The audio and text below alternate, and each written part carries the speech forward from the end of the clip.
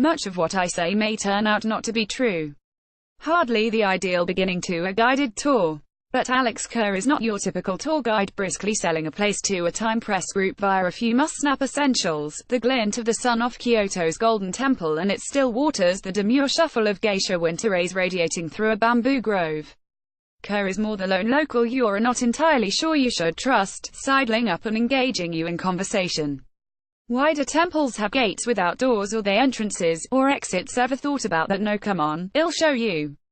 Kyoto is home turf for Alex Kerr, both as a long-time resident and as a fierce critic in previous books. Lost Japan, Dogs and Demons, of how modern and especially post-war policy makers have trampled on Japan's closely intertwined natural, aesthetic and spiritual inheritances, mile after mile of generic suburbia of boxy buildings and car parks, waterways and mountainsides coated in concrete, money splurged on roads to nowhere, alongside eyesore monuments and third-rate museums that planners rather idly expected would bring in tourist money. They mostly didn't. Too much of the Asian art and architecture that Japan received, reworked, and preserved across centuries has been lost in the process. The treasure house at the end of the Silk Road that had been Japan, writes Kerr, shrank down to the treasure chest of Kyoto. Another Kyoto is a celebration of what this city has helped Japan to hang on to, in architectural terms especially. But it is an indirect sort of celebration. This is not an introduction to Kyoto, more an initiation, bordering on a recruitment attempt, into the ways of seeing, of looking and questioning and pondering, that have deepened Kerr's love of the place across decades. It is Kerr in conversation, recorded and edited by Kathy Arlen Sokol, another local who regularly tours the city with him. For anyone familiar with the experience of temple fatigue, douchey visiting a succession of similar-looking structures, armed with potted histories that leave you little the wiser, time in Kerr's company will likely come as a relief. His approach is simple: begin with what you notice, and go from there. We start with gates, including a look at the fearsome, scowling guardian deities often found to left and right. They don't grimace in any old way, says Kerr. Some have open mouths, others are closed, the cosmic sounds of are and un, in and out, the beginning and end of everything.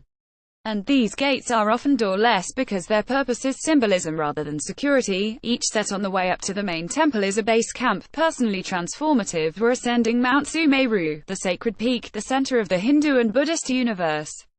We move on to walls, as much an exit from primal and everyday chaos as an entryway to the sacred, and from there to floors, plaques and screens. Kerr's approach works best when readers are given new ways of framing their experience of all this. We discover the hierarchy of Shin: formal, higher, Gyo semi-formal, middling, and so informal, lower, running across and helping to connect calligraphy, painting, humor, the positioning of objects, and the materials from which those objects are made. Bronze is Shin, ceramics are Gyo, bamboo or basketry is So.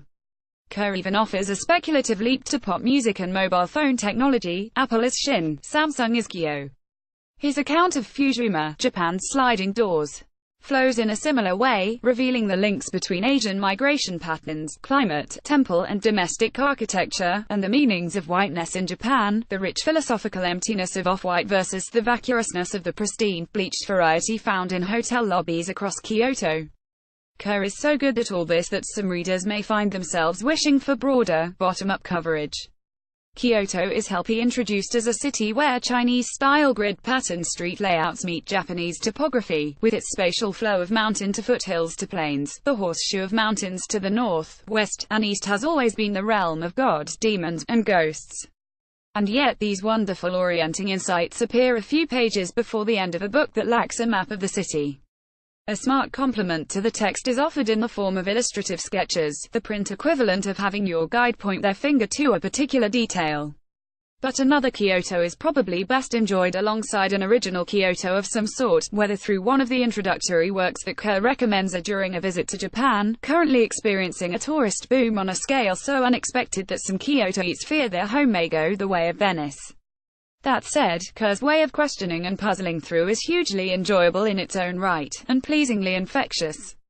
Add to that a fact-checker laboring for hundreds of hours to verify the results. Kerr's opener about truth turns out to be quip rather than caution, and you have a book that can happily be thrust into the hands of any tourist, armchair or otherwise, who finds themselves squinting in the sunlight and wondering what am I actually looking at here.